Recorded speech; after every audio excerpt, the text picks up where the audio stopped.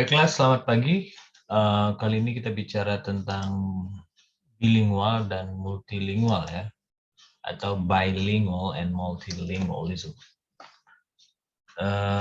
Tapi sebelum itu kita bicara tentang variety dulu, atau variety ya, atau ragam dalam bahasa Indonesia. Istilah variety itu juga dipakai pada ahli lain disebut dengan code. Wow, ya ada code, ada variety. Code itu adalah macam-macam bentuk untuk menyatakan sesuatu. Jadi basic atau anggapan dasar daripada ragam ini adalah kesamaan. Jadi bahasa itu memiliki kesamaan dan kesamaan itu membuat ada ragam ya. Jadi ragam itu atau variety itu dasarnya bukan perbedaan tapi kesamaan. Jadi definisinya bisa di sana. Any set of linguistic forms which pattern according to social factors. Jadi yang membuat ragam itu ya adalah faktor sosial. Nah itu ya. Atau variety is a social linguistic term referring to language in context. Jadi ragam itu juga tergantung kepada konteks ya. Ada konteks, berarti ada social factors.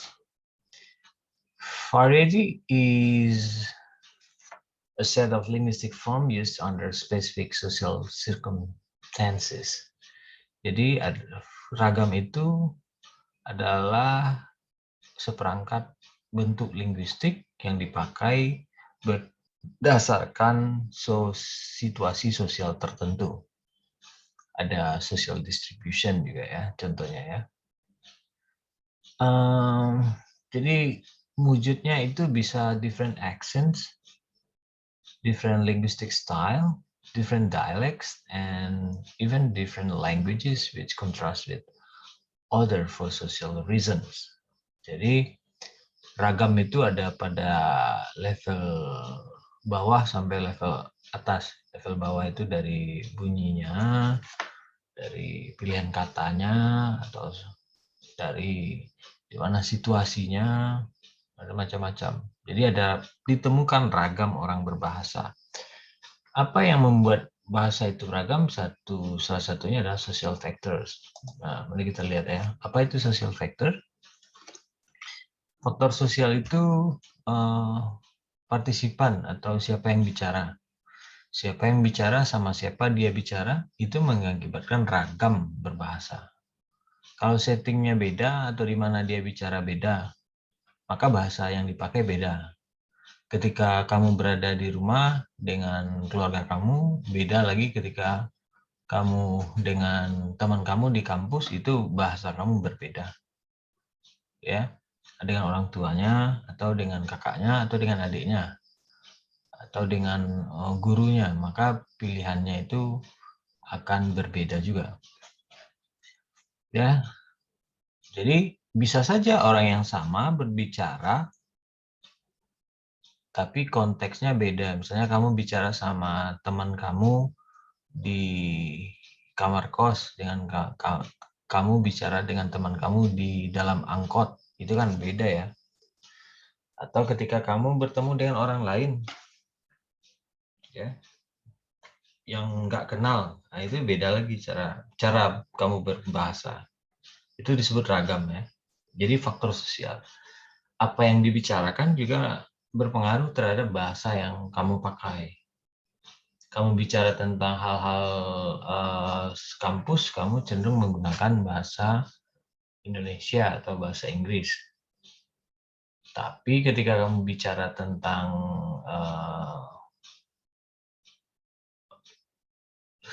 kisah teman kamu atau kamu mendiskusikan tentang masalah di rumah kamu, tentu bahasanya beda lagi ya. Itu tergantung topiknya. Bicara tentang agama, kemudian bahasa apa yang sering muncul, nah, gitu ya.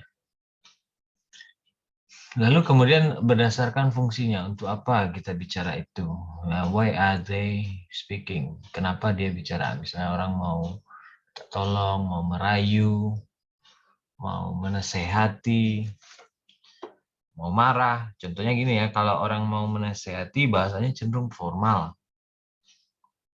Bahasa Indonesia misalnya ya. Tapi ketika marah orang cenderung berbahasa kampungnya. Ya, itu contohnya. Lalu kemudian ada juga yang dari orang bicara itu ada dimensi sosialnya. Jadi dari gaya orang bicara kita bisa lihat apakah orang itu dekat atau jauh hubungannya. Ini orang ini akrab atau tidak akrab. Dari bahasa itu jika kita tahu. Atau statusnya, status sosial orang itu bisa terlihat juga dari bahasa yang dia gunakan. Ya, misalnya orang superior, high status, dan orang yang low status, itu kan beda bahasanya. Ya, atau formalitinya misalnya. Kalau bahasa formal, bahasa Indonesia contohnya, dia akan dipakai pada situasi formal.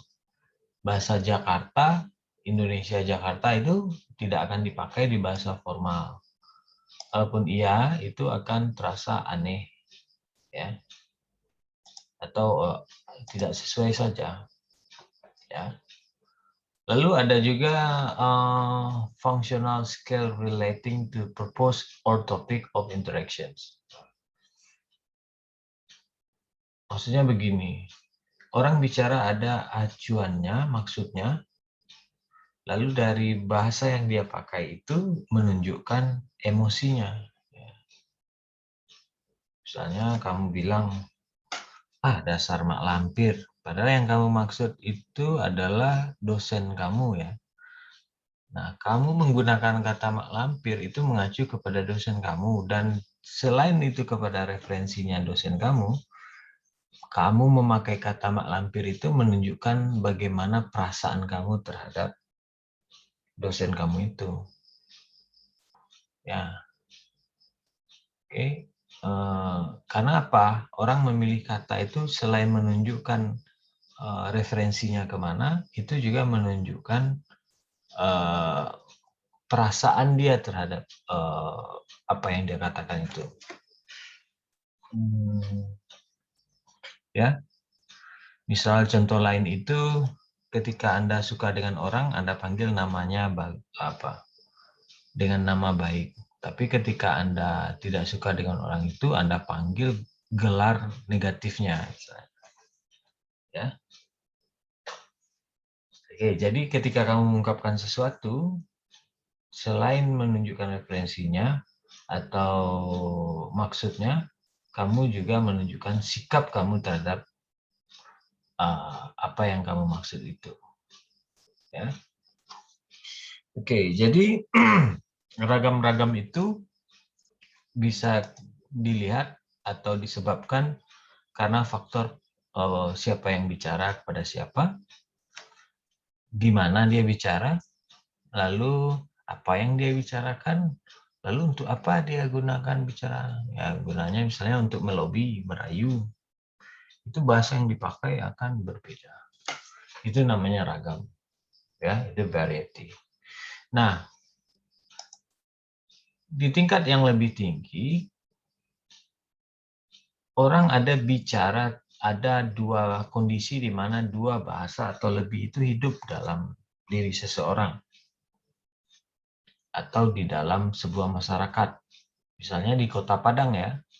Di Kota Padang ada orang berbahasa Minang, orang-orang tertentu berbahasa Indonesia. Di tempat tertentu di Kota Padang ada bahasa Minang Cina seperti di Pondok. Ya. Atau ada bahasa di Papiko ya, Padang pinggir kota, itu bahasanya bahasa dialek tertentu. Nah, situasi ini disebut dengan diglosia, di mana ada bahasa yang hidup berdampingan dan dia dipakai pada tujuan sosial tertentu.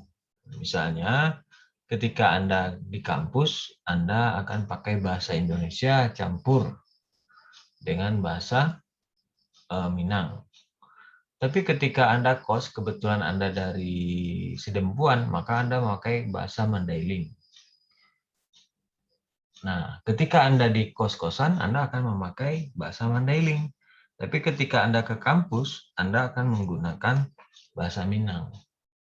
Nah, situasi ini disebut dengan diglosia, ya, di mana dua atau beberapa bahasa hidup berdampingan.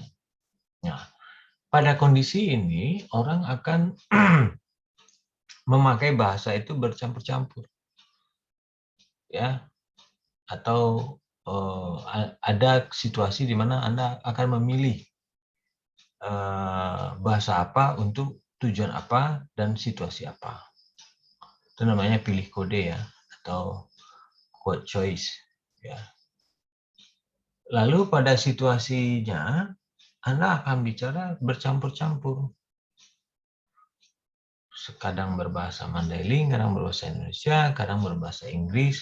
Tergantung partisipannya siapa, tujuannya apa, sesuai dengan faktor sosial tadi ya.